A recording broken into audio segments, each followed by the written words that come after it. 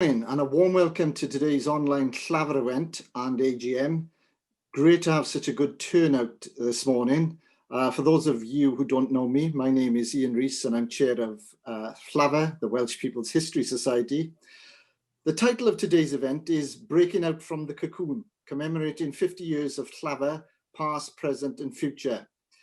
In the first edition of the Llafur Journal, produced in 1972, the Society's inaugural chairman and future president, Ieuan Gwynedd Jones, encouraged members to uncover those, quote, whole areas of community experience about which the academic historian, comfortably cocooned and protected within his profession, can know nothing. Almost 50 years on from the statement of intent, and after half a century of historical research, activity and engagement, we are delighted you've joined us today for a moment of retrospection, alongside a look at the present and future of the Society. Today's event will feature discussion on what we've achieved thus far and what we will still need to achieve, exploring topics ranging from Tower Colliery to women's history and to issues of race in Welsh working class society, as we seek both to respect and expand upon Ieuan Gwynedd Jones' rallying cry. The schedule for today's online event is that there'll be 3 talks of about 20 minutes each followed by a 10-minute opportunity for questions and answers. There will be a 15-minute break at approximately 11:15, which will be followed by a keynote address from current Llafur president and one of the founders of Llafur 50 years ago, Hywel Francis, once again followed by Q&A. At the end of this, we will be holding our annual Llafur AGM. Any members who wish to join with the executive committee for this meeting will be most welcome. And we hope this will conclude at around 1:30. Before we get underway, just a reminder of our online protocols. Please could everyone ensure that they mute their devices? Thanks. With regard to your cameras, feel free to leave these on or turn them off, whichever you feel more comfortable with. Any questions you would like to ask or comments you'd like to make at any point, feel free to enter these into the online chat function. Thank you. Okay. So I think we're ready to make a start on today's proceedings. It's my pleasure to introduce our first speaker today, Ben Curtis, who is going to be given a presentation entitled Our Tower, an Oral History of Work at Tower Colliery, 1947 to 1994. Just a little intro on Ben. Ben Curtis is a historian of modern South Wales, the coal industry, industrial disability, and deindustrialisation. He is the author of the monograph, The South Wales Miners, 1964 to 1985, which was published by the University of Wales Press in 2013. He is a long-standing member of Llafur and also the Society's treasurer. He is currently employed at the University of Wolverhampton, where he is part of a research team working on an AHRC-funded project entitled On Behalf of the People, Work, Class and Community in the British Coal Industry, 1947 to 1994.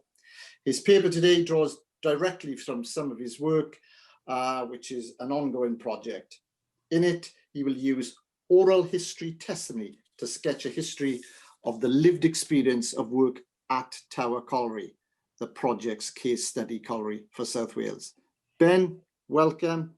Over to you.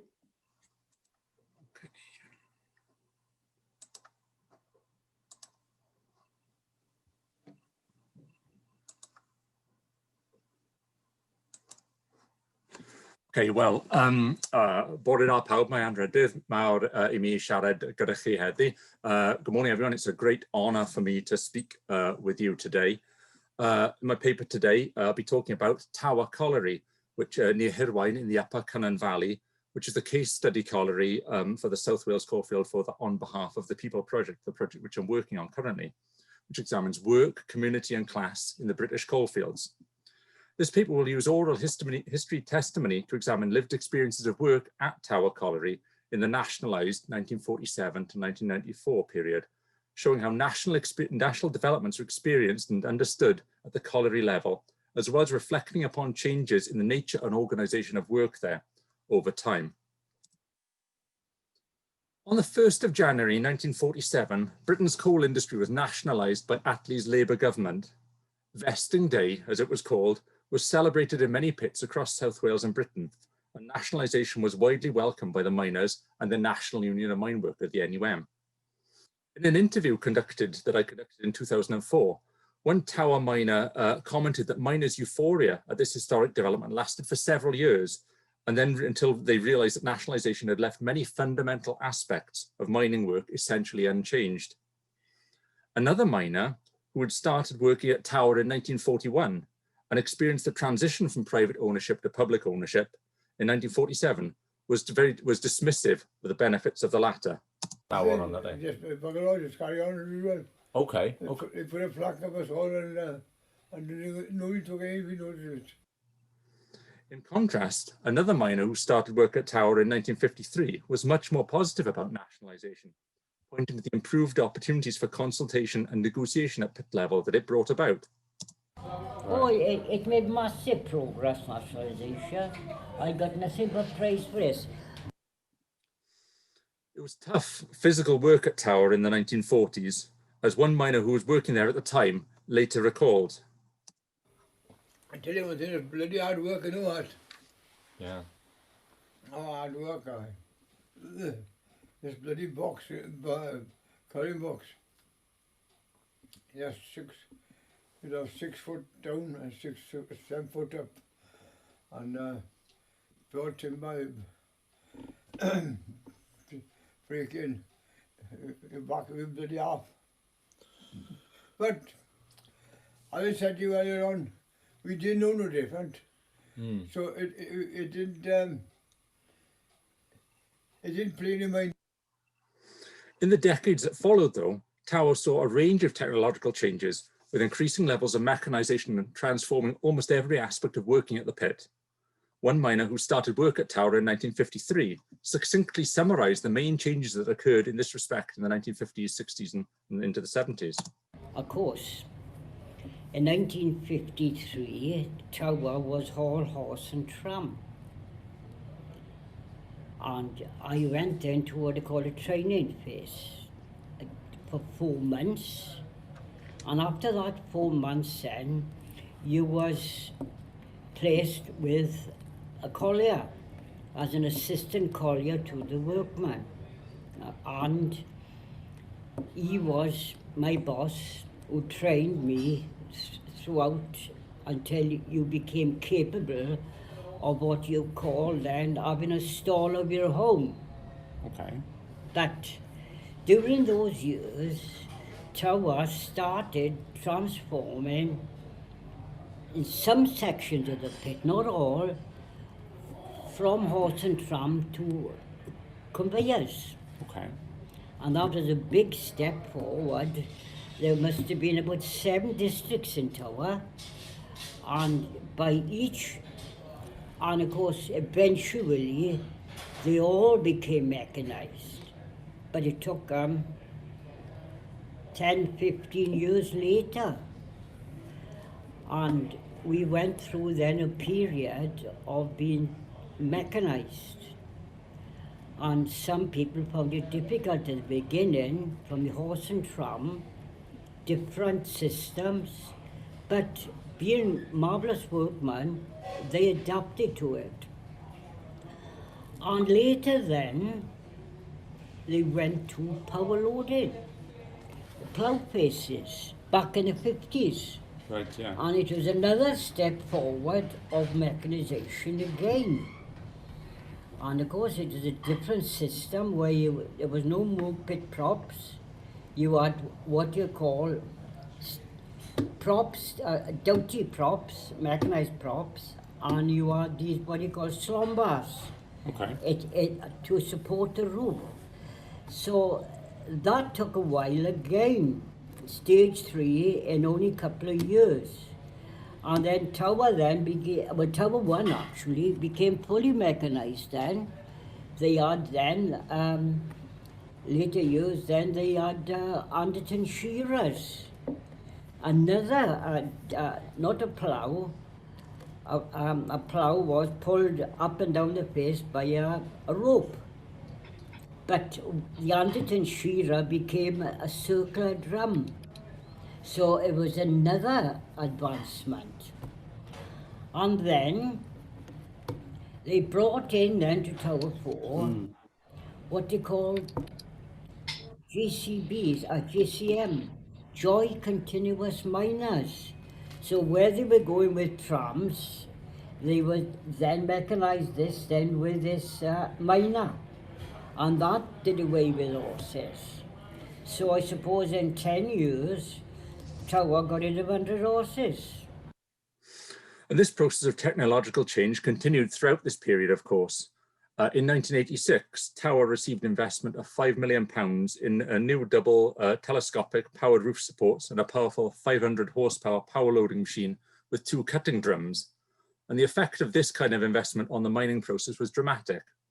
As one miner who transferred to Tower from Abernant Colliery in 1988 recalled. But the coal faces were unbelievable. When we got there, all of a sudden, chock support, face supports, the diameter of the hydraulic legs, were massive, 3-4 times size the ones we used to use in Abernant. The canopies again were, the thickness of the steel was 3 times as thick. They were 3 times as long. Huge bit of kit for us. And the most important thing that struck with me was you had square lights there, about 6-inch diameter lights, 1/2 inch thick. The lights were in the coal face, in the supports, all right on the face. And when we got there, coal face for us was a real shithole and real dark, dingy places. All of a sudden, you got these huge chock supports we could walk through in safety or relative safety. And then all of a sudden, you had lights all right on the come here. What the hell's going on here? And it was a different scale totally. It was mining, but not as we knew it, so to speak. It was both fascinating and a bit frightening because the scale of it was much, much bigger. So if there was any incidents then with that machinery, there were no half measures. You're either going to get seriously blood injured or you're not, of course. So it was it was a learning curve. It's the kind of scene that Wayne Thomas is describing here, of course. During its decades as a nationalised pit under the National Coal Board, the NCB, the experience of work at Tower changed in a number of other respects. One former miner later recalled, for example, the positive effect on mining families of the construction of the pitted baths at Tower in the early 1950s.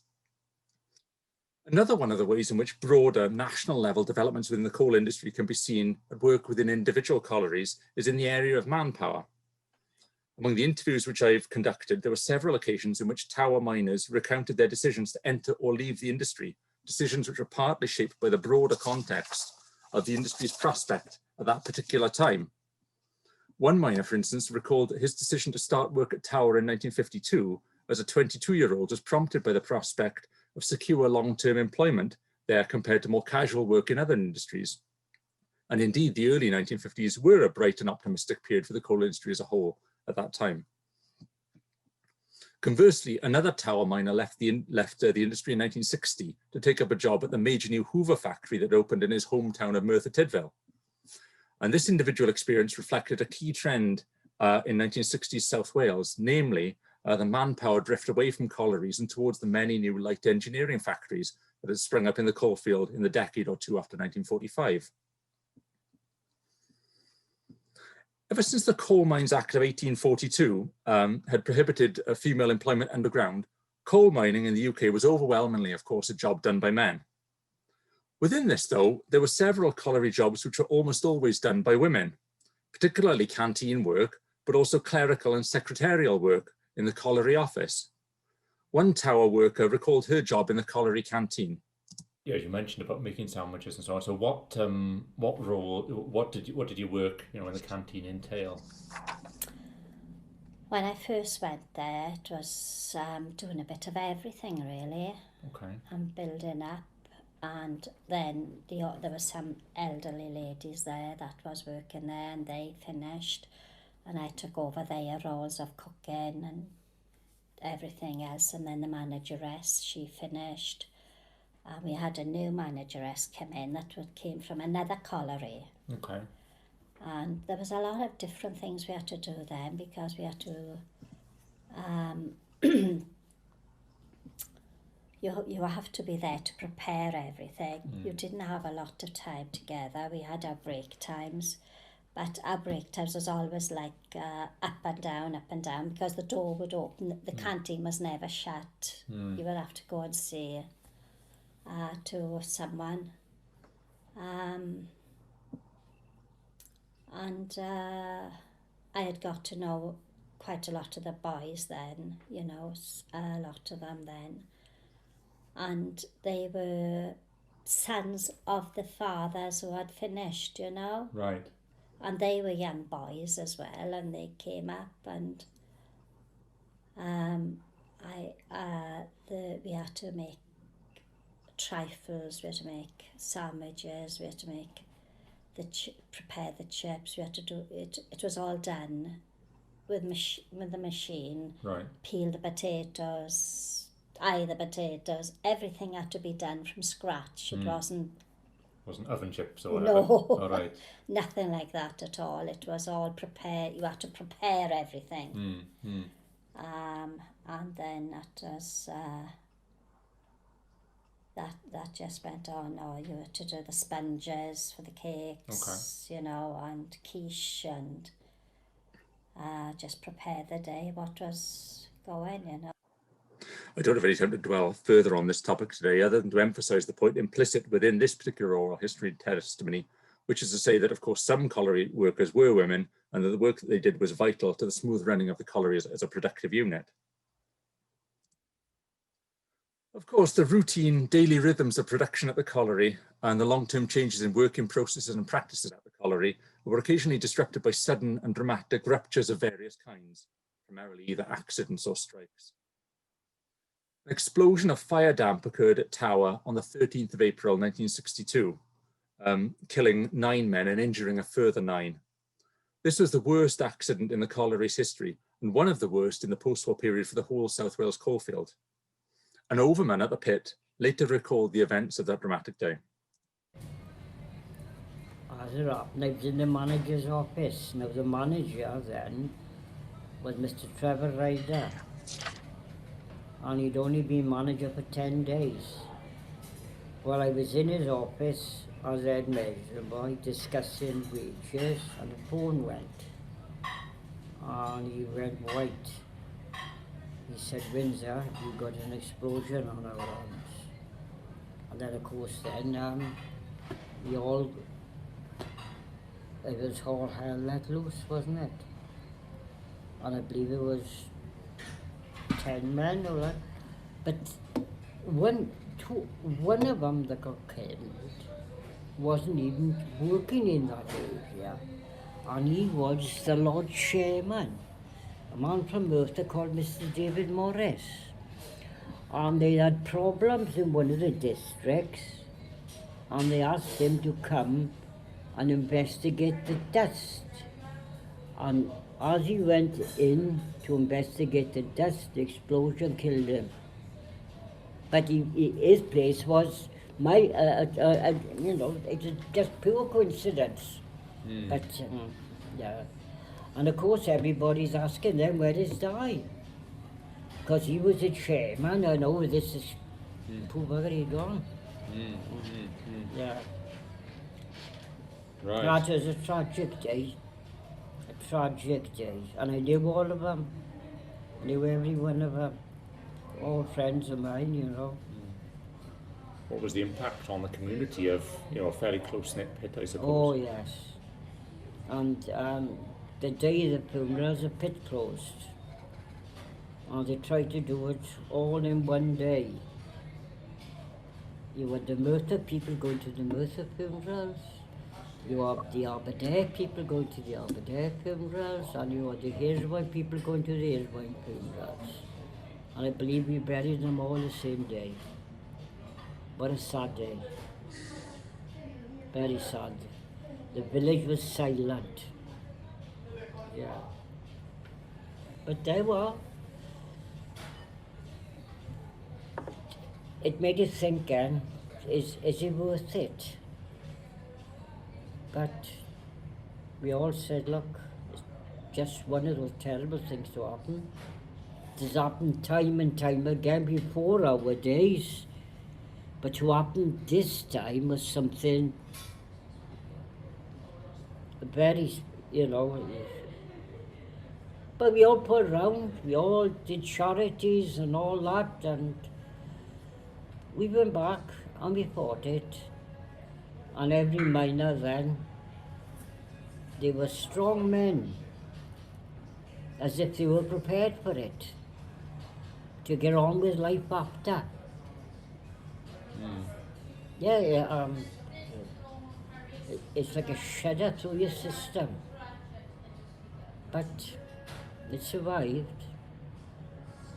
The other major kind of upheaval experienced in the coal industry in this period was strikes, particularly the national disputes of 1972, 1974, and especially 1984-85.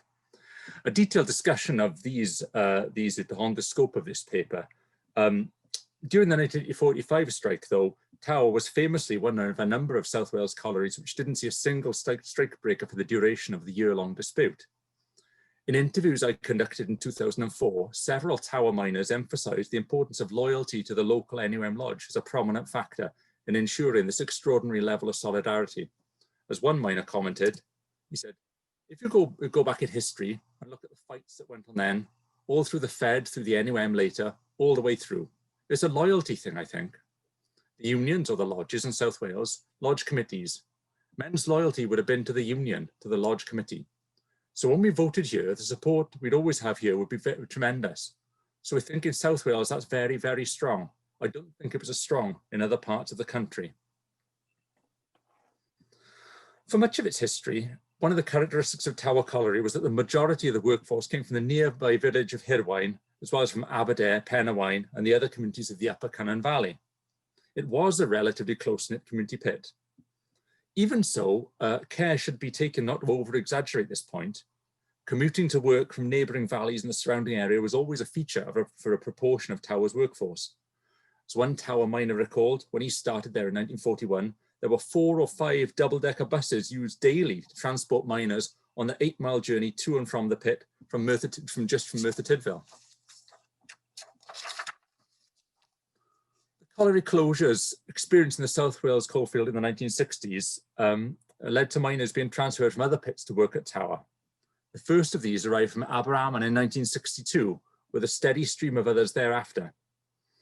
Tower's role as a receiver pit became more pronounced in the post-1985 period, as the closure of many pits in South Wales meant that it was now taking on miners transferred from all over the coalfield, not just the surrounding valleys. As one miner who transferred to Tower from Blaenant Colliery in 1990 recalled. Tower's not that far, but boys then were travelling from quite the, Eduvale, all that, so proper eastern valleys right then, and some were travelling from down where Canada was. So the old coal field had sort of ended up all in the one pit. Nevertheless, Tower NUM Lodge was very successful at helping all these newcomers to integrate, as Glyn Roberts, a lodge official, later recalled. We were the last pit. Yeah. Prior to that, the closures were there, right? The number of people that came from them pits, right, to Tower, right? They're the same as we are, obviously. But the welcome they had. Right. Because what we would do, we'd have the lodge. When the bus was going, 2 buses, 3 buses, whatever it is, to come on the first day, we'd be there with them. A senior overman at Tower concurred. But everyone come to Tower. There was no enemies there. No, they worked together. And they were a very, very fine. If you mention it, they're like a communal pet. Come on, boys, you're one of us now. And they accepted it. Wayne Thomas, a former Abernant miner who transferred to Tower, provided an anecdote which illustrated vividly the role of idiosyncratic pit humour as an important element in this bonding process. You sure got to know the guys, got to know you. Great. Banter then, of course, with my Welsh accent from deep West Wales. From the moment we got off the coaches, we were known as jam eaters. What the hell are you, what do you want about jam eaters? And Glyn Roberts, I never forget Glyn back then.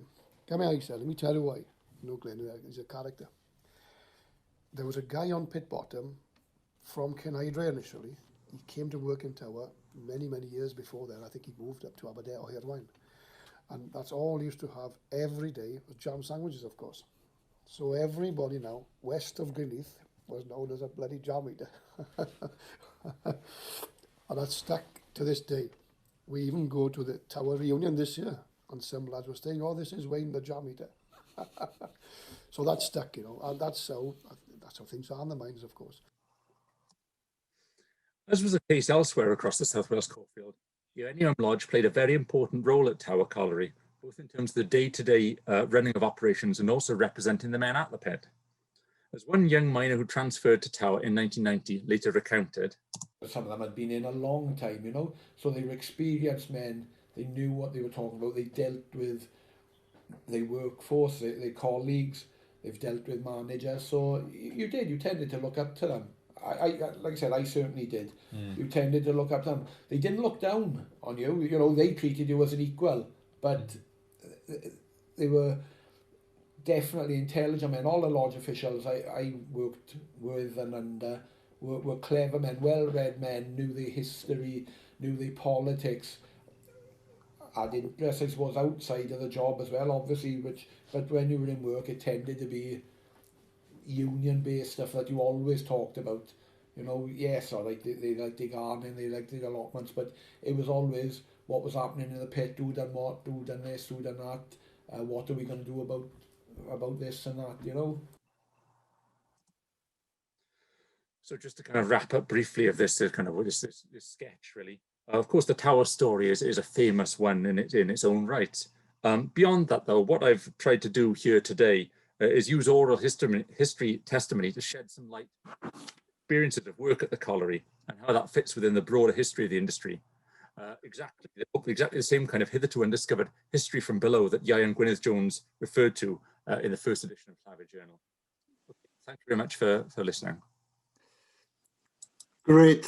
Great stuff. Thanks very much, Ben. That was a great example of the power of oral testimony and listening to those authentic voices from the time. Thanks very much indeed. I believe we now have about 10 minutes for any questions you may like to put to Ben. Don't forget to enter any questions you may have into the chat function. James is going to field the questions and put them to Ben. So over to you, James. Thank you, Ian. Just waiting for a couple of questions to come in, but I did have a couple of thoughts myself, Ben. I thought that was excellent. Yeah. And as just to mirror what Ian said, it's really important to hear those voices, you know, and all the emotions that come with that, you know, in terms of sort of the camaraderie, but also the pain, I think, as well, and the sadness, but also humour as well, you know. So I thought it was a real gamut of emotions listening to that. So thank you for that. The point about the impact of the miners from outside Tower interested me in terms of, you know, you talked about a communal pit, but were there any tensions at all there in terms of the interviews that you looked at? No, not really. I mean, obviously, you know, to a certain extent, you know, there's it's the idea that there's sort of perfect harmony. There's, you know, of course, kind of unrealistic. But I mean, I think it's interesting, really, that certainly the kind of the, you know, you get sort of recurrent tropes when people discuss certain topics, and people want to kind of talk about the kind of their sense of this sort of bond and camaraderie, if you like, in that sense. And there's, you know, obviously there's kind of there's sort of the industrial relations kind of tensions in that sense, but you know, there's not don't get a recurrent sense of kind of sort of those sort of rifts. And certainly the impression is, in terms of in Tower's role as a receiver pit, you do get this relatively harmonious integration. And in fact, on the first, an example is on the first, the title slide, the gentleman sat in the middle of the slide with his tie on, looking very smart. is Phil White, who became the lodge chair at Tower, who was from St John's Colliery in Maesteg, and who moved over after St John's closed, after 1985, and sort of, in a number of years ended up the lodge chair, and then lodge secretary then afterwards as well. So there's an example of sort of this. There's not a question of, there's a relatively seamless integration, seemingly, of people from elsewhere in the coalfield. Thank you. Yeah, no, I think I just find it interesting. You talk about miners coming over from Ebervale and these kind of communities, and that communal element, I think, shine through in terms of the testimonies that you presented. Yeah, absolutely. We have a question from Neil in the chat here. Was there a shift from pillar and stall to longwall after nationalisation? And did Llafur itself have a role in providing that consciousness of history that you discussed? Yeah, I think that's an interesting point. I mean, the nature of the timescale of the project that we're sort of looking at now for the current project, the 1947 sort of period onwards.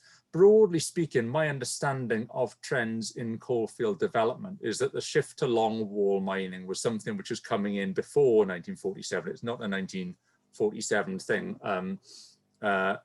You can have longwall mining without kind of mechanized that sort of thing, but that was sort of becoming the case in a lot of places, prior to 1947. So that's not something which people kind of discussed, and that's not something I'm really aware of. As I think my guess is that there would be longwall faces in operation before then. But the thing that's interesting as well is, of course, the impact on working practices of the increased level of mechanization. And the one testimony from Windsor Lewis, for example, talking about the shift towards mechanization and the kind of there's 100-odd horses were kind of working at Tower, and as this technological change kind of just replaced with increasing level of mechanization. And it's interesting, I think, what these kind of testimony help to show. Sometimes it's possible for us to think, if you've not worked in a colliery, you've got this sort of static picture of it. Well, yeah, they go down the shaft and they do mining work, and then they come up the shaft, and it's the same, year after year. But it's a very dynamic process over time, and this kind of testimony helps to really illustrate that, I think. Yeah, and I think the points you raised about mechanization throughout as well demonstrate that too. The changes and the dynamic role of the miners in Tower. Just one more question in chat as well, from Emily. Says, really interesting and enjoyable presentation. I just wondered how representative you feel Tower Colliery was of the wider South Wales coalfield. Just wondering why it was chosen as a case study pit in your... Yeah, no, that's an interesting point. I mean, I think there's a number of levels of answer there. I mean, practically speaking, what we wanted for the project was to have a pit which was open for the kind of the lifetime of the project, really. And obviously there's lots of pits that shut in the 60s, and there's lots of pits as well shut immediately after 1985 and so on. And so we wanted to have a pit which kind of ran across the duration of the period, and certainly through until 1994. There's only one in South Wales which fits that, because all the others had kind of gone by the early 90s. So there's that in the, on like a practical level. But also, I mean, every pit is distinctive in its own particular ways, of course. But it's interesting to some, as was pointed to in the oral history testimony, to a degree, as someone said, in a way, by the kind of after 1985, it's a process whereby the whole coalfield ends up in Tower to a certain extent. And you sort of other people have said this at other times as well. There's this, those who wanted to stay in the industry kind of all ended up congregating, and there's this sort of concentrated effect. So in a way, it's completely, it's very much its own thing. But in a funny kind of way, it does become representative of the coalfield as a whole, as a consequence of the process. Absolutely, yeah. I think that's what I was trying to get at in terms of, the communal pit as well, and as you mentioned. Just one final question before we kind of move on.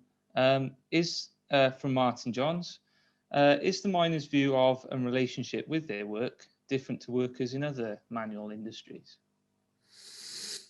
I mean, on the one hand, I suppose I have to say I don't know in a great deal of detail, because I've studied the mining industry, not other ones. Although one thing that I would say is that, I mean, I've talked when I did the interviews for the current project, and also, in 2004 when I was doing the interviews then, there's quite a lot. There's several miners who I spoke to who had been miners and then had gone off and worked in the steelworks and that kind of thing. And so they did have that comparative perspective.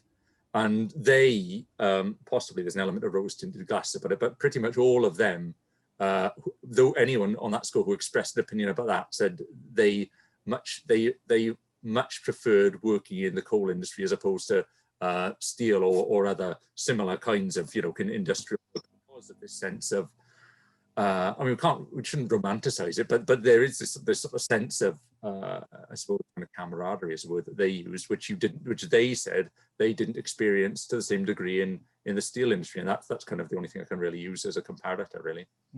Yeah, absolutely. We're going to have to move on because I realise we're quite short for time here, but just to say thank you once again, Ben, and if anyone would like to post congratulations for Ben in the chat or just to say thank you, then please do so, and I'll hand it back over to Ian. Thanks very much. Yeah, excellent. Yes, thanks once again to you, Ben, for delivering such an illuminating talk and for your insightful responses to the questions. Much appreciated. Thank you very much. Thanks for sharing that one, James.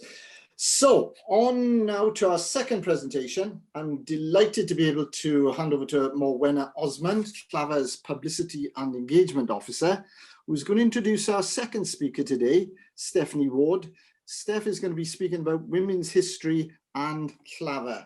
Over to you, Morwenna. Thank you. Hello, bore da pawb. So a bit about Stephanie Ward.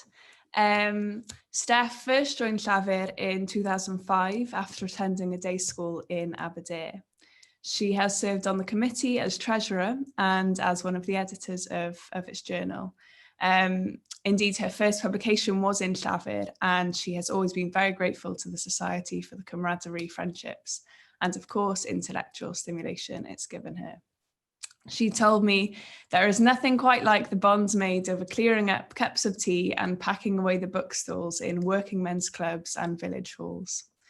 Steph is senior lecturer in modern Welsh history at Cardiff University and has published on interwar unemployment, protest movements, courtship and women's role in the Labour Party. She has a forthcoming publication on embodied masculinity and Welsh miners. Steph's talk explores women's history and the position of women in Llafur. It reflects on the role of the society in the development of Welsh women's history and key individuals who helped establish Welsh women's history as a field of study. It also suggests some potential new directions for Welsh women's history and Llafur's continuing role in promoting women within the society as well as women's history. So great, just before I hand over to Steph, if you have questions sort of as her talk goes on, please feel free to write them in the chat and then I'll refer back to them when Steph has finished. So great, over to you, Steph. Oh, thank you very much, Morwenna, and thank you to Llafur for for inviting me to speak today. I'm really pleased to have been asked to speak at his anniversary event. I think I'm feeling the touch of trepidation that anyone who ventures into contemporary history must experience, and that is that the people you're talking about can question what you're saying. And I'm conscious that in this audience, there'll be present many who are there for the events that I'm speaking about, or may in fact be the people that I'm speaking about. So I want to make clear that this is very much my own reflection on Llafur's history and on the position of women within the society.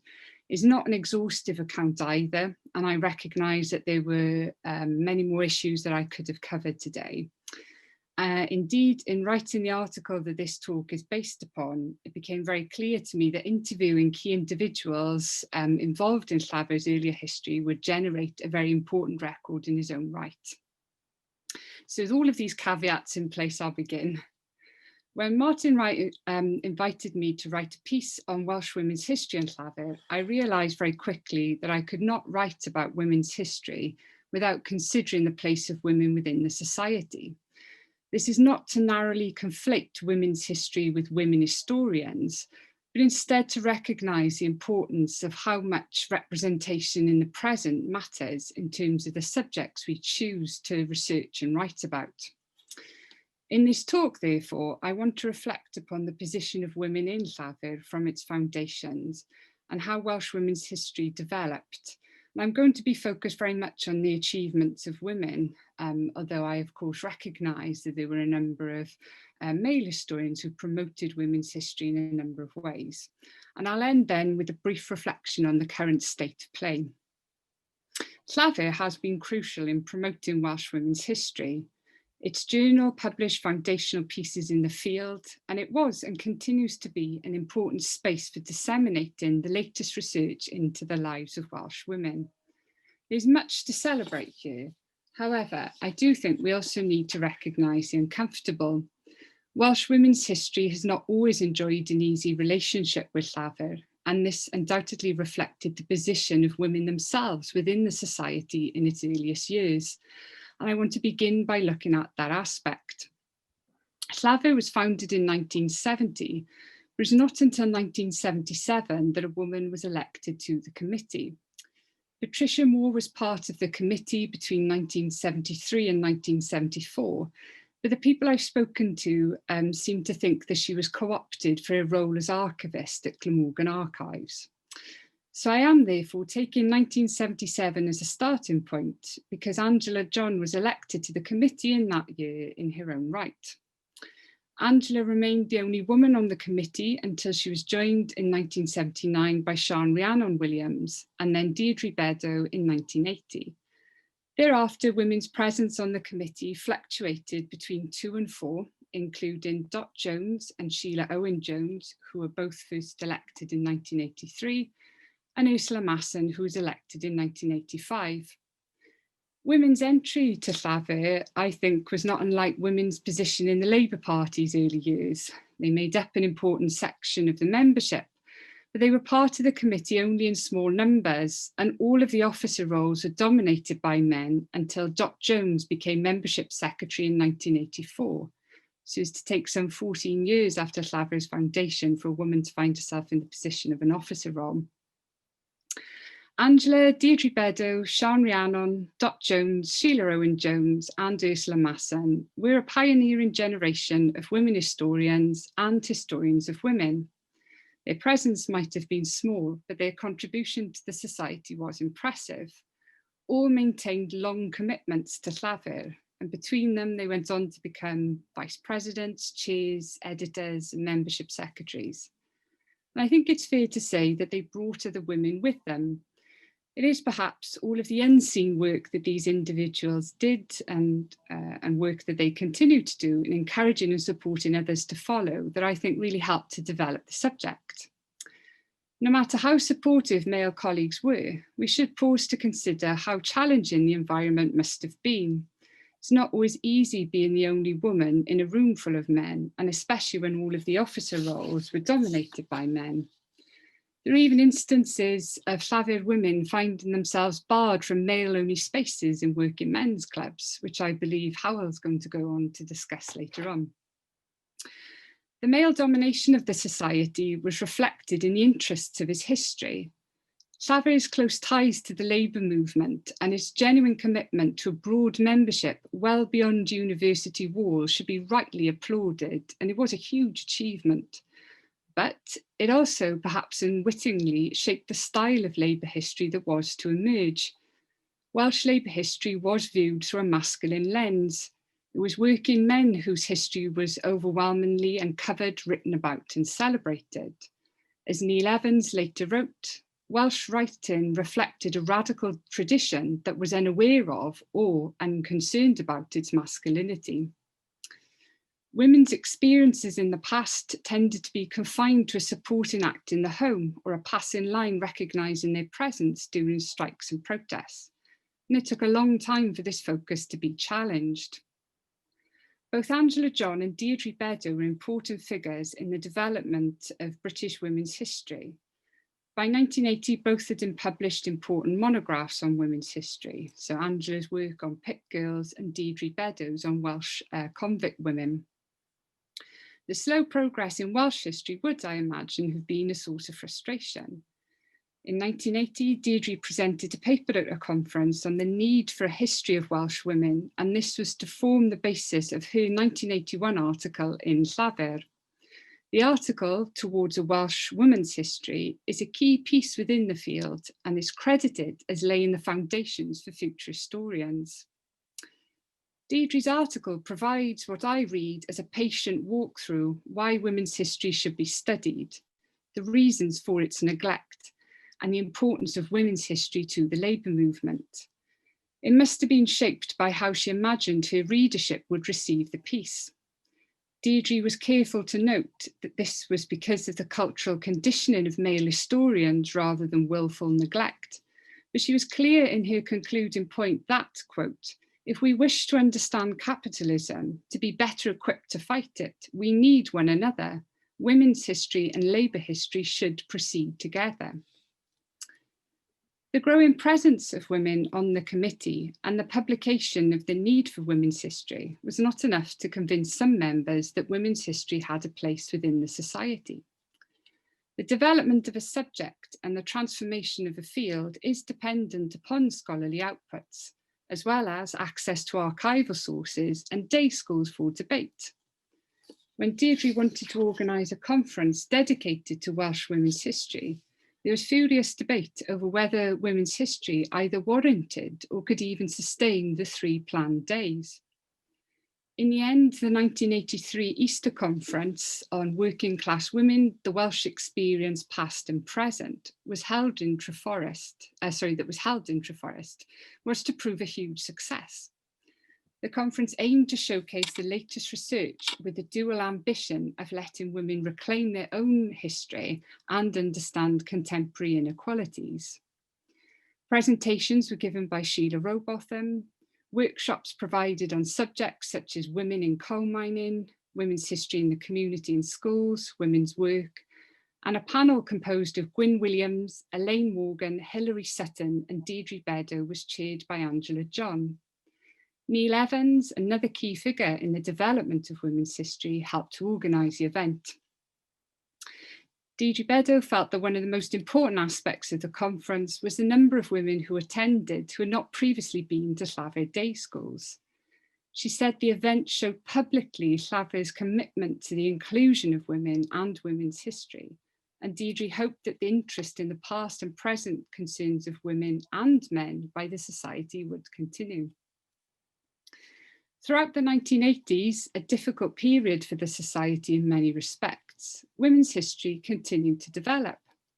Articles were published on women's work, unmarried mothers, women's protests, female involvement in friendly societies, and images of Welsh women. Collectively, these works not only made clear that Welsh women had a separate history, they challenged established narratives and laid the foundations for new avenues of historical inquiry. The early pioneers of Welsh women's history would develop the field in all kinds of ways. Our Mother's Land, Chapters in Welsh Women's History, edited by Angela John, was published in 1991, and it drew upon the work of many who are active within the society, which highlights Llafur's kind of importance in all of this. It remains a key text in the field, and it was republished in 2011. Angela's energies in bringing the collection together were matched by her continuing contribution within the society. She became the first female chair in 1990, and it's worth noting, I think, that thereafter the presence of women on the committee increases. Angela promoted women's history within Llafur, but beyond the society, she has been and still is one of the foremost historians of Welsh women's history. Her publications encompass biographies of Welsh women who defied the gender conventions of their own period, including Lady Charlotte Guest, Menegali, Margaret Wyn Nevinson, and Lady Rhondda. Angela also developed educational resources on women's history for schools.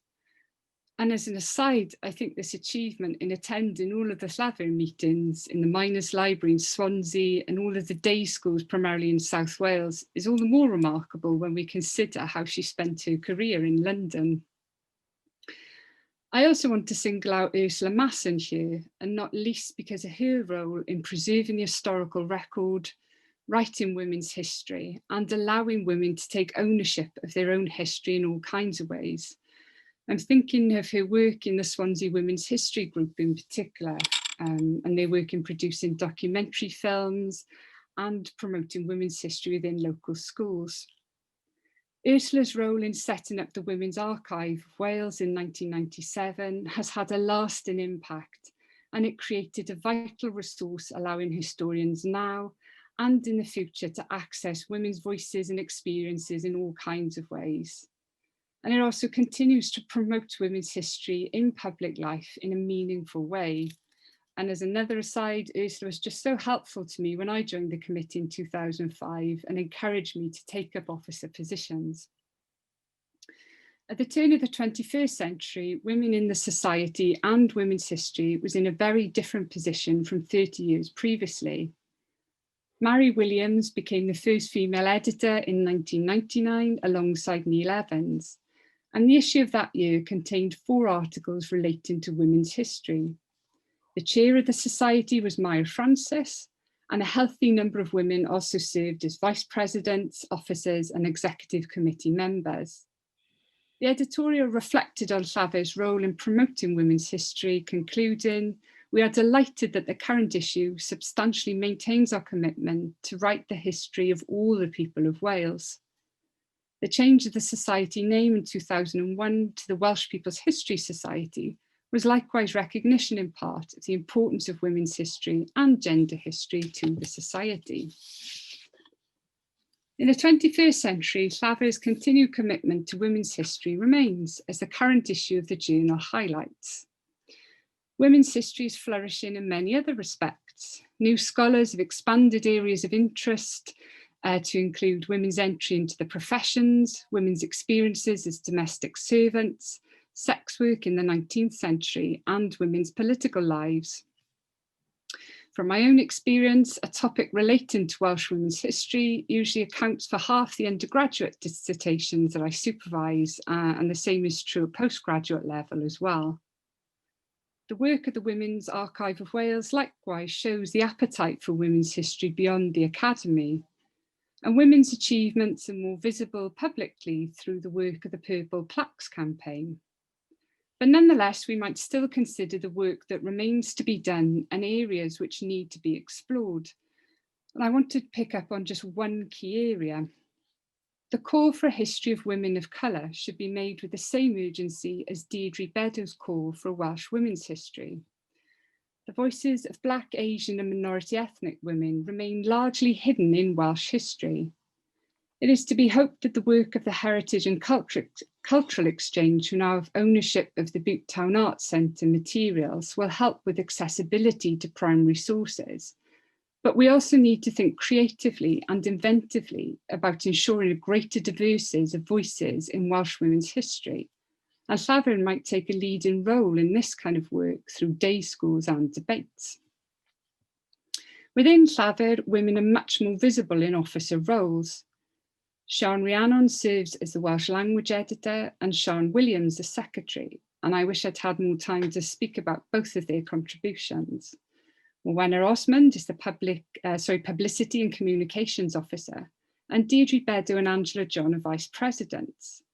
There are currently only 2 women on the committee, and they are Rhian Diggins and Mary McGregor. And since around 2010, the number of women on the committee has fluctuated between only 2 and 3 out of a committee of 12. And I think this is a cause for concern and one that should be addressed. We might also consider how Llafur can continue to promote Welsh women's history through its events. And I'd like to end by returning to Deirdre Beddoes' 1981 article, and in particular her line that, quote, "A well-researched history of women can prove a source of strength and encouragement to women engaged in initiatives for change today." I know how we feel like we need strength at the moment. The Me Too movement saw women from diverse backgrounds and walks of life divulge everyday subtle and damaging examples of sexism they'd encountered. These imbalances of power, the continued lack of female representation in positions of leadership in Welsh life, a gender pay gap of 14.5% for Welsh women, And the vulnerability in all kinds of ways of trans women cannot be solved by historical research alone. The history remains a central way in which to understand the present and draw power from representation. The challenge for us all in Llafur is to ensure that the work done by the early generation of women's historians to hear women's voices in the past and present continues. Thank you very much for listening.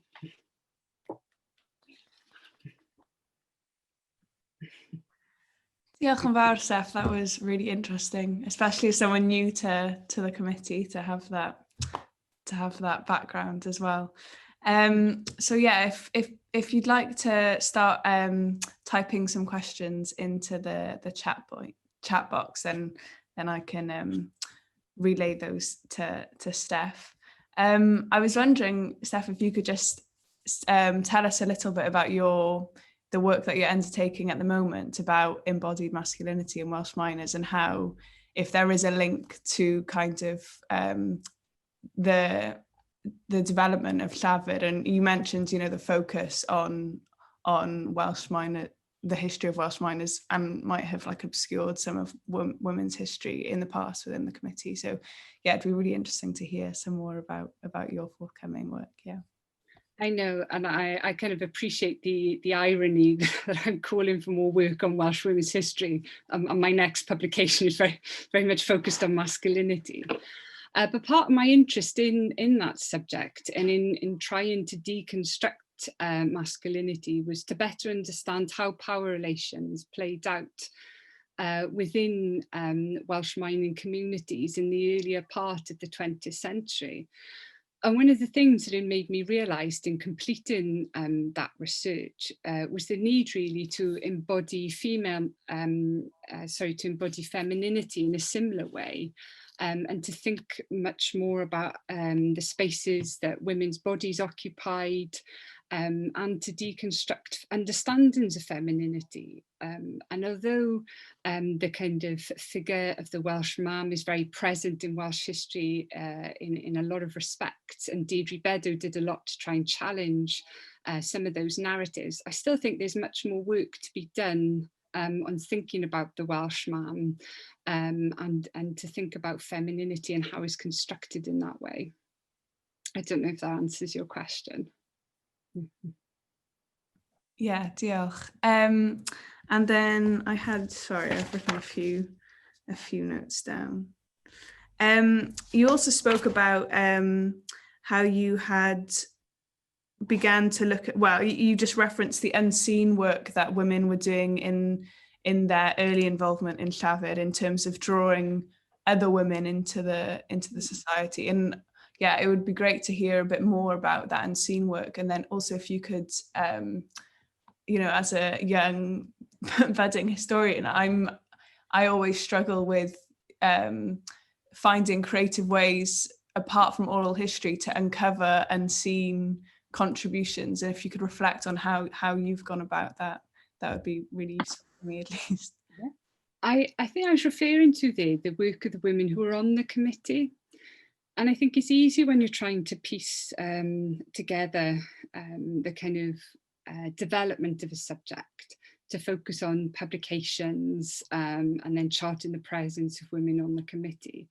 But I often think it's the kind of background work which doesn't always get recorded that can be much more kind of powerful in bringing women forward. And I certainly benefited from that encouragement in all kinds of ways. So people like Neil, but also Ursula were very keen to try and encourage me to go for positions as officer and so on as well. And I think, I know we've spoken about quite a few years ago of having an oral history project dedicated to recording experiences in the early years of the committee. And I do think that would be a fantastic resource to help draw out the feelings of being on the committee in the early years and those kind of networks which develop to help support different members.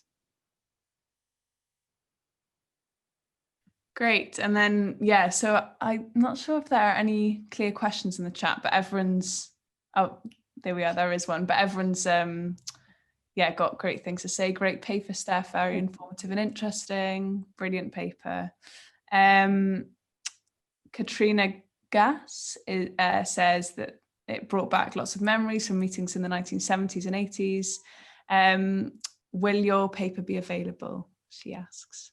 Yes, yeah, it's going to be part of a collection in I think the next issue of Llafur. I think there's a number of us who've contributed articles to a special anniversary edition. So there's a longer version of it available then. Yeah. And just one final question. Do you think writing about women's history in Wales is very far behind the subject in England? Oh, that is an interesting question, yeah. I don't think so anymore, is my view. I think now, and particularly in looking at the work of recent PhD students, so Beth Jenkins' work, for example, I think that's pushing the British historiography in all kinds of ways. And particularly her work on women entering the professions and looking at the important relationship between networks of professional women, not just in Wales, but with their counterparts in England and Scotland as well.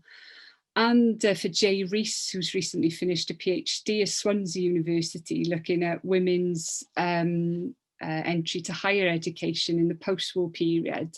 Again, I think that's developing the British historiography in all kinds of ways. So to answer that question, I don't feel that it lags behind anymore, although perhaps where we can see a difference in the volume of work that is produced and dedicated to women in Wales. And I think this goes back to the kind of challenges that are facing higher education in Wales at the moment in terms of the number of posts that are available and opportunities to publish work as well. Great. Well, yeah, I think I'll hand back over to Ieuan. Diolch yn fawr, Steph, and thank you to everyone for the questions. Thanks very much, Steph. That was an excellent presentation. Your reminder of the cultural conditioning of male historians which influenced Llafur's early years is an important one. But it's also been good to reflect on how far the society has come in helping bring Welsh women's history into the sort of historiographical mainstream. Thanks also, Morwenna, for chairing the discussion. Thank you.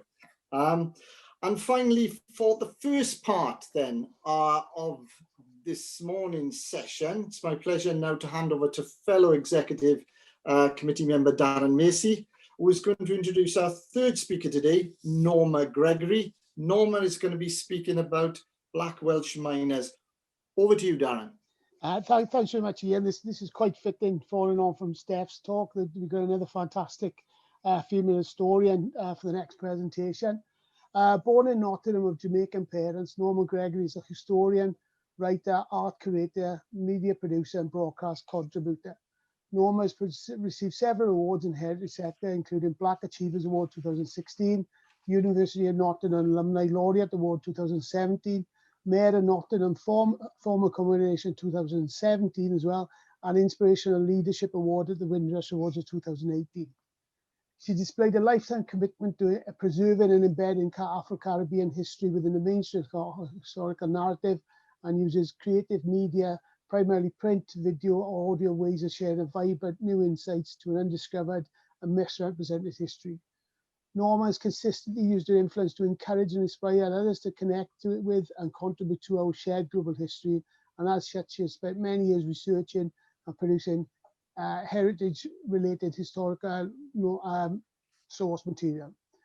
Norma is the first ever Black trustee of the National Coal Mining Museum in Wakefield, has written a number of academic papers related to Afro-Caribbean heritage in the UK, including Jamaicans in Nottingham, Narratives and Reflections, Collective Poetry, A Crooked Carousel, Black Miners, A Photographic History 2021 is about to appear. Her current focus is one that sees her leading a drive to preserve Black coal mining history and her legacy and inclusion in global history. Norma's project has received mainstream recognition from national and international organizations and individuals, and as curator and educator, she is leading a touring exhibition in 2018 called Digging Deep Coal Mines of Africa. Norma, if you'd like to off your presentation, please. Right, okay. Okay, so can you see my first slide at the minute? Yeah, that's great. Thanks, great. Thank you very much. Thank you for that introduction, Darren, and thank you also for inviting me to share with you today. So my presentation today is really going to be visual. I've got lots of images to show you and lots of kind of personal anecdotes and my learning journey over the past 10 years regarding this subject, but my involvement with Black history and history in general for the last approaching 29 years. So what I want to share with you this morning is the question, why mining? I get asked many times as a woman, as a Black woman, why are you interested in mining? And what's it got to do with you? Basically, we're not in a mean way or anything like that, but just like really my connections with mining and the importance this part of history has been in my life, and also the many people, miners that I've spoken to over the years, how much an important part is played in their lives.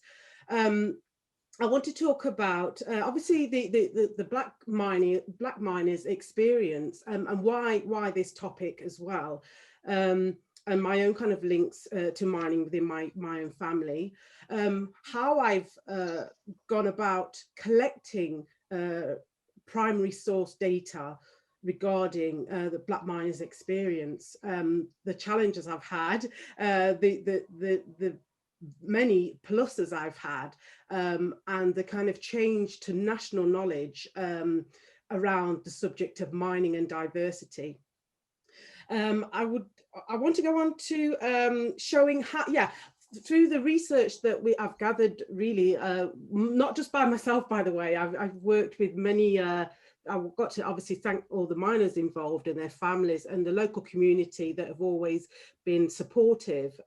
So I've got to thank them, but how we show that, how I've kind of managed to share their stories, and that has been through publications and exhibitions and artwork and broadcasting, which is a major kind of part of my work experience, my work with the media, creating new programs and so forth. I'm going to try and show a very short clip from the Wales Black Miners, the recent BBC programme. I was fortunate to be part of the production of that programme from its initiation. Over 2 years ago, we were working to make the programme. So I wanted to show you a few minutes from that and just some of my reflections on how the programme's been viewed and what we've learned from it, and the impact it's had nationally and globally as well. And the final part of my talk this morning is about the legacy of all the work that I've been able to kind of initiate, and where's it going in the future? What is it I hope we could change for the future? What is there still to do? Please feel free to ask any questions in the chat box, and I'll try my best to answer as much as I can, and some information at the end of how to stay in touch. If you don't have any questions today, you can email me and I'll try my best to answer you. Okay, so just one slide. This is really related to what Darren mentioned about my kind of, my experience preserving history. I think nowadays history can be shared in different ways. People, especially young people, they like to see things, they like to see videos, they like to experience history. So these are just some of the ways that I've been able to work in the community, especially Nottingham, where I am from, where I was born in Nottingham. I lived in London for many years, but moved back to Nottingham 15 years ago. And these are just some of the things that I've been able to do to share history. So plaques in the city and a new tram for George Africanus, a historical figure in Nottingham. So I'm very much into kind of getting stuck into history and not having it, it's not a thing of the past. It's not for a particular group of people. I really sincerely believe that history is for everyone. And we do have individual roles to play in what we know about ourselves, you know, so we can all be historians, and I'm very much into promoting that, especially with young people. My own kind of links with mining and history, it's got to be through my family. I was brought up in a West Indian community. My parents are Jamaican. They immigrated to the UK in the 60s, early 60s. And we were kind of brought up not encouraged to ask a lot of questions, but I was determined to actually ask those questions. I was brave to do that because my dad was really strict. My father's in the middle of this slide here, and we weren't really kind of encouraged to ask a lot. But I thought, no, I needed to know, because I wasn't really being taught what I needed to know regarding history in school. I felt, you know, I wasn't reading enough. So I just thought it was literally in my 30s and 40s that I started to kind of investigate my own family history to give me a kind of sense of grounding and what I was doing here in Nottingham, in England, in the UK. What was the role of my parents, grandparents, forefathers, etc. So I just kind of started asking questions, and I just found some incredible information in my own family history, including my great-grandfather, who served in the West India Regiment fighting for the British in Ghana and Sierra Leone. My own father worked in the iron industry, and his cousin Vernon Gregory worked at Gedling Colliery in Nottinghamshire and Babington Colliery for 28 years. So I've kind of got a background of service and industrial service, and I've just kind of naturally found myself navigating into kind of looking into this. You know, what does that mean for myself as a person growing up in Britain, born in Britain, but not English. I consider myself of Jamaican heritage, as my parents are Jamaican. So there's a lot of kind of conflicting kind of ideas and realities that I've had to learn and deal with and grasp and embrace and celebrate. Because I think when you're young, you don't really celebrate who you actually are until well, for me anyway, it wasn't until I was older that I said, no, this is really important. And it's important for the British identity, you know, knowing who are the people that have been major contributors in this country's development. It's been through diverse groups, and many different nationalities have actually contributed to the, you know, I've put these in inverted commas, but the success of Britain has been a multi kind of national activity.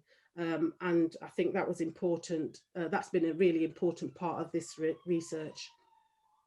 So miners of African Caribbean heritage, you know, back to my original question, you know, why this topic, you know, what part did they play?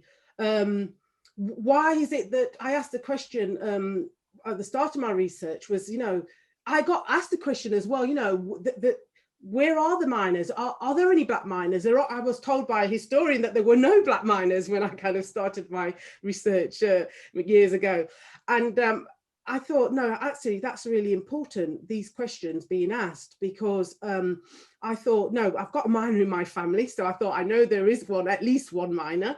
But I thought, no, there must be more. So that was really my my basis of my research, my own kind of personal question. But then I took it out into the community, my local community in Nottingham, and asked the very same questions to elders in our community. And then I started to discover, sorry, I'm just watching the time. I started to discover that there were many more. And this was really almost 2010, 12 and 13 onwards. So I just really started to record their personal stories, going to their houses, sitting with them for hours, obviously getting written permission that they wanted to share their stories and that I was allowed to use them, you know, for educational purposes and so forth. And that was almost like my starting point, just listening, sitting and listening to them, hearing their stories of how they got into mining, why they got into mining, their kind of place in the group, because many of them spoke about, you know, the challenges getting to the coal mine for a start, because many of them didn't live in pit villages in England, but I later found with Welsh miners that they did live in the villages, and what it was like for them settling down, having families, and, you know, partaking in the mining industry, working as a miner. So I had 20 questions. I asked all of them, the many men miners I've interviewed now. I've interviewed over, it's got to be getting close to 80 now, as well as community members who remember deceased miners, because I've had people email me saying, you know, I used to work with this miner, his name was such and such, you know, I remember this, I remember that. So I do record those interviews as well. So let's just move forward. So, I mean, it's been a fascinating history. How it's grown, like I said, I started locally, Nottinghamshire, and then the work expanded through up to Yorkshire. I kept finding, I had people emailing me from Yorkshire, and then up north, the Newcastle and Durham areas. And then I was reading, I kind of was picking up that Wales and the West. So I thought, let me look at Wales, because I thought I've never been taught anything about Welsh history at school, which I think is a real shame. I wasn't taught, you know, we were not taught the Welsh language, which I think again is another major shame for English education. But I thought it'd be interesting to look at the Wales link and black miners in Wales. So that was another arm that I kind of took on a few years ago and visited Wales for the first time. I've been to Cardiff, and we've had some of our exhibition in Pontypridd at the Pontypridd Heritage Museum. So I kind of formed a kind of personal link. And when I started to look into Wales black miners, yeah, I started to see certain areas where there were certain collieries being mentioned and so forth. I just wanted to show you these pictures before I move on and go into more detail about black Welsh miners. This is one of the early images I found, and this was at courtesy of the National Coal Mining Museum in Wakefield. And this showed a group of colliery miners, officials, you know, effectively mine owners. And there is, in the third row at the back, there is a African man standing there in the middle. And I just couldn't believe that when I saw this picture. I was amazed and excited. And I was like, oh my gosh, this is important. And it's never been, it wasn't even noticed before until I kind of pursued, I asked many archives, I contacted many mining archives and asked them, you know, do you have anything relating to miners, black miners, miners of African Caribbean heritage in your collections? And it was often, no, I'm not sure. But then they started to look, the historians and librarians, and oh, we found this. So that was really a really kind of important part of the research, and I'm really obviously grateful for their contributions. This other picture on the right shows a black miner in the middle at the back. I managed to interview this miner called Ezzy Liebird. He passed away a few years ago, but I managed to interview his son and hear about the experiences of his son growing up as a you know, a child as a miner, what it was like, because many of the the children, when I say children, they were kind of in the 20s, 30s, 40s.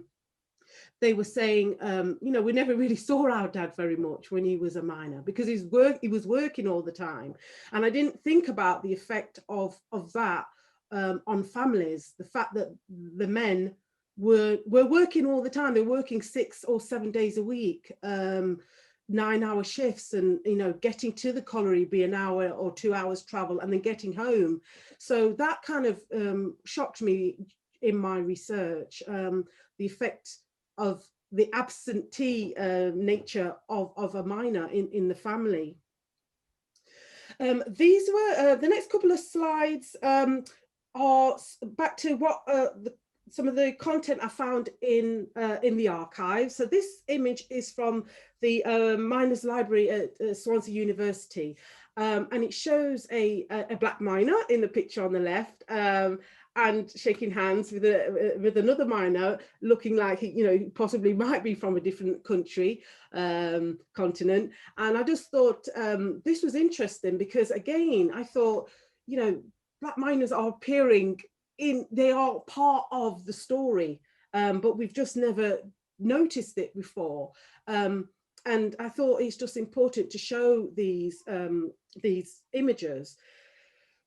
Okay. And this translates to, in union there is strength and peace. So this is another colliery banner that was kindly shared with me by the Miners' Library librarians. These two colliery banners now are from Durham.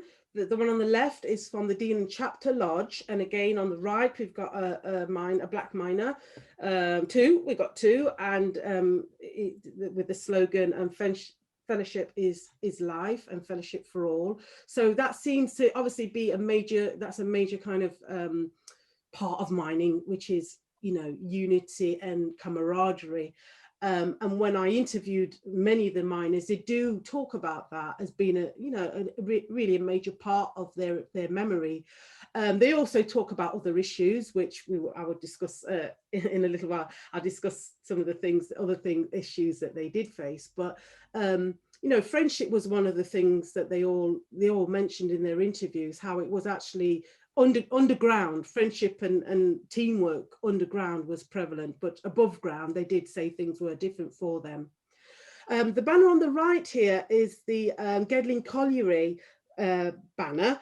I live very near to Gedling Colliery in Nottinghamshire, so this one was really exciting for me to see, and its slogan is "Brothers Beneath the Surface." So again, back to this idea that the miners, being of different colour, different races, underground worked well together. Gedling Colliery was also known as the Pit of Nations, or the International Colliery, because of its very diverse workforce. They had miners from St. Kitts, from Poland, from Ukraine, India, you know, all many different countries. And about 3 years ago, I think it's 3 years ago, they have put a plaque on the site of Gedling Colliery, a mosaic done with children and an artist. They've actually portrayed this kind of fact that colliery was very diverse in its prime in the 50s and 60s, where when a lot of them, the miners from different countries, you know, migrated to the UK after World War II, and supported the rebuilding of Britain. So that is a kind of a feature that is mentioned when you actually visit Gedling Colliery, which is now called Gedling Country Park. So this slide now, I mean, my background is, you know, working with media, working with film, and doing journalism, interviewing. So this slide, I wanted to just show you. It has been photography that has helped preserve history. If we didn't have photography, you know, a lot of things what we know today, we wouldn't really realize, we wouldn't know about them unless it was people, you know, taking photos and recording their life stories. So this slide, I just wanted to show you some of the Welsh miners that I've been able to include in I run now the Black Miners Museum archive. So that's basically an online museum that is incorporating as many stories of miners of African Caribbean heritage from all over the world now. I mean, because like I said, I started locally, but now we're getting photographs and interviews from miners all over the world. These ones in particular, I wanted to mention Clyde Ford on the right. He is included in the BBC Wales Black Miners programme, which I'm going to show you a very short clip of shortly. But his story is really interesting, and he was really helpful in helping us to understand his experience and his grandfather's experience as a miner.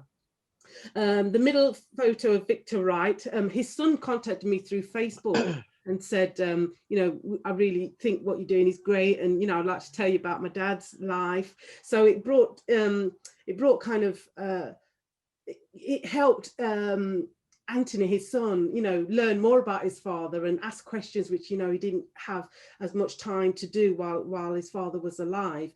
On the left, we've got a couple of pictures from the Phillips family.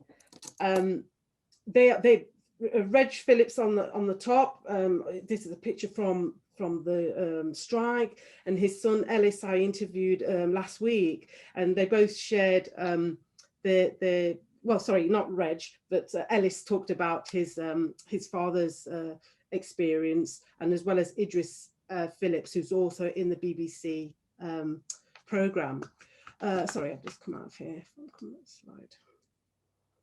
Okay, these two slides now are just a couple of more Black Welsh miners who've been featured in books. So I'll just move forward because I'm conscious of time. And this is just one of the kind of quotes I've had from the public telling me about their memories of a Black miner in their village.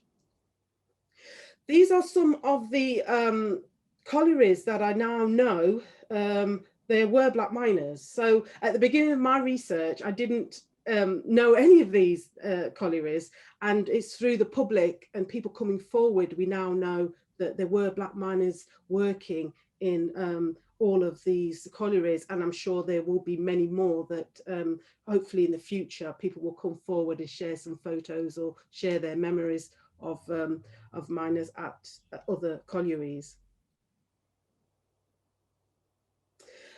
This here, I just included these. I bought these off eBay just recently, but people often ask me, you know, how did miners get jobs? Many of the Black miners that I've spoken to, they did say that they got family members told them about jobs, or friends that were already in the country told them about jobs at the mines, as well as jobs on the railways and other industries. But these were just two adverts I managed to find and include in our archives now, and how on the kind of the language and the images used to attract people, young men, into the mining industry. So my experience as a former English teacher, I just thought this was great to share, and some of the kind of imagery and the wording, persuasive language, I call it, used to encourage young men into the mining industry. Right, how long have we got? 5 to, okay, right, very quickly, I'm going to try to play a couple of minutes from this programme. It's called Wales Black Miners. It is on the BBC. It's on the BBC for 11 months, I think 10 or 11 months, 10 months left now. And I just wanted to show you a little bit from Clyde Ford's memories as a miner in Wales. Let's see, oops, go back a minute, sorry.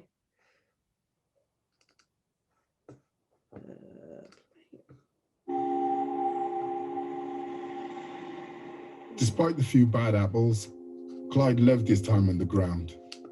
Sorry, one of the other miners Norma mentioned was an extremely brave gentleman called It. Sorry about that. Just started the wrong I wanted to go back to Clyde to see if he had seen a change in attitude. I was hoping that the miners' strike would have created a greater sense of solidarity. He used to say, "Welcome to Nantgarw and Windsor Colliery." We're meeting back at his old colliery, Nantgarw. The canteen and bars were virtually in front of us where we are now. Yeah.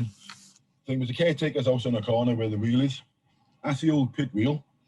Then you had all the outbuildings, engine house, blacksmith shops, workshops, right at the back, alongside the A470. When I was at Cardiff City, we used to train at Tree Forest here. That's all part of Nantgarw, that's all part of the colliery. Yeah. And do you remember much about the strikes? The strike, yeah, okay, we had 12 months off. When you used to come down and have a look around here, you would have all the pickets and the police all down here cordoning off. Talk to me about the attitudes towards one another after the strike had completed, and the attitude towards yourself. Did you see any difference? No, not really. Those who went to work during the strike, not everybody was pleasant to them. When I came back to work after the strike, I had a pair of glasses on. So the only thing which changed for me was before the strike, they called me every black man they seen on telly without glasses. And after the strike, it was every black man, which wore glasses. Okay.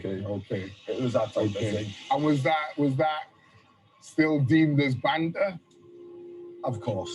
Okay. Would you say, though, there was always a racial undertone to it? Or would you just say, nah, Nathan, it was just banter? On 99% of the occasions, it wasn't said in malice. Okay. Okay, right. So, oops.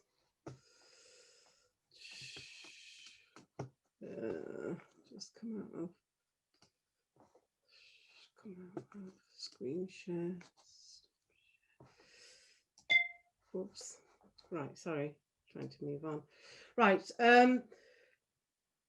comparisons. I just wanted to share this slide now, just looking at some of the injuries. I often call miners, so I compare them to soldiers effectively, because they were on the front line. Many, who worked underground, they were on the front line. So these are just some of the injuries that some of the miners spoke about that they experienced as a result of working underground. So just if you want to just quickly read that, but gases, dust, flooding, explosions, these were examples of how some of them died as well underground. And there are many accidents and serious incidents of miners dying underground in history. But I often find that many of them have not spoke about their experiences, that I call them, emotional injuries that they've suffered. And even now, when I was interviewing the ones I've interviewed, they said to me, "You're the first person who's asked me about, my experience or what happened to me." So I just felt that was something that I picked up during my research. I'm just conscious of time again, 11:02. I just wanted to show you some of the work I'm kind of pushing to do to ensure that the history, some of this history, this is not all the history about black miners, black Welsh miners, but it's a good start, and hopefully it will inspire other people to get involved, and young people as well, to start asking the questions about their community and what is in their landscape all around them, that what was there in the past, and the people involved. So we've done exhibitions, we've done many community talks explaining, what we've learned.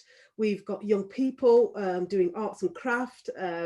This is some artwork, top right-hand corner, showing a big poster called it's called Coal Kids, but basically it was all about the birds, the canary birds, that we used to warn the miners underground of gases and so forth. So that we were just interested in getting young people to create things through art. Okay, next slide. We had a couple of reunions, getting miners together for the very first time in 2016 and 2018 as well. This was on Channel 4 News. They came along and featured it in their news programme, because it was at the time of the Windrush scandal when that broke out in 2018. And the miners spoke about, the fact that they weren't being recognised, and the mining industry, not them as individuals, but they was talking about the miners in general, but black miners that were being, the black community who were being deported and still being deported, literally in this week. There's been 50 Jamaicans, only just Jamaicans, but deported. So it's a big issue of place, in the word place in our kind of identity, in the black experience in Britain. What is our role? We've played a massive role, and the miners, their stories prove that. Other ways that we've kind of embedding the history of miners, black miners of African Caribbean heritage. We've been able to put a lovely disc into a sculpture that's at the National Coal Mining Museum. We've started the Black Miners Museum, which is sharing all the research and getting the miners to see banners that they never saw before, taking them on trips and so forth. Just a couple last pictures here with the miners socializing and sharing, which they never did as much, but through this project, what I've been working on, they've been able to share and talk about the past and heal.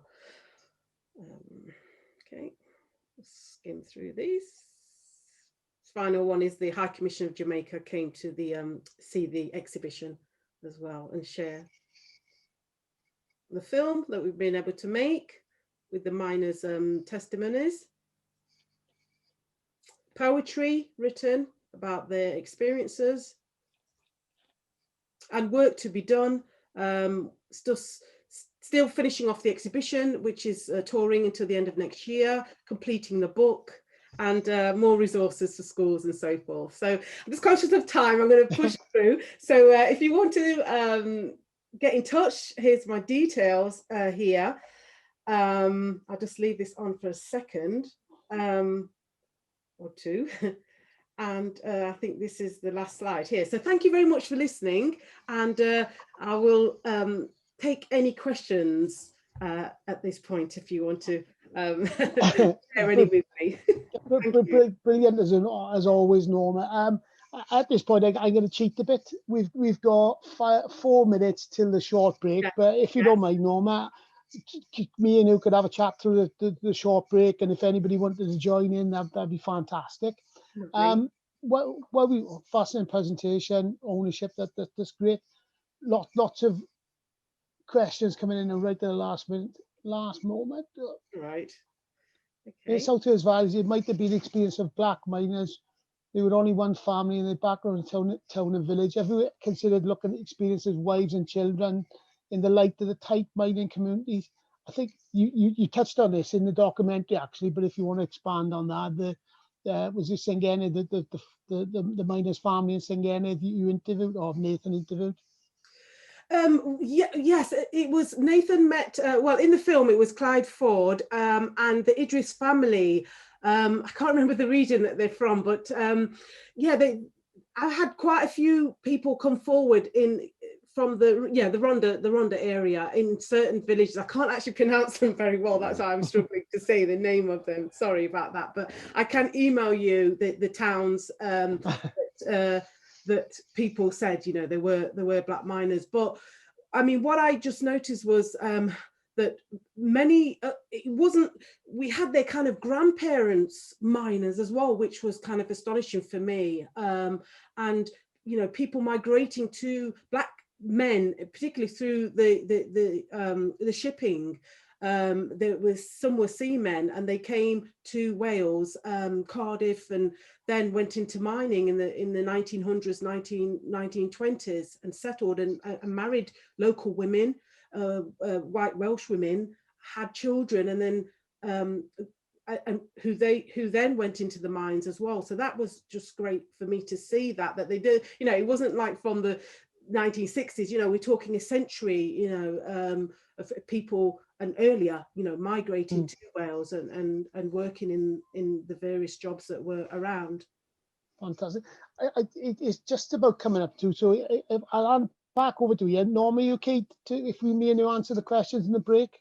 Yes, sure. Very, very much. Yeah, thank you as well. Thank you for sharing today. Yes, you're on, Ian. You're on. Oh, sorry, I couldn't see my own face then. Many thanks, Norma. Fascinating presentation. Great to hear about your work in promoting the notion that history is for everyone, especially for young people. I think your research focus into miners of African Caribbean heritage, including black Welsh miners, is clearly groundbreaking. Of course, issues around diversity and black Welsh history are something Llafur has sought to address in our recent online summer series.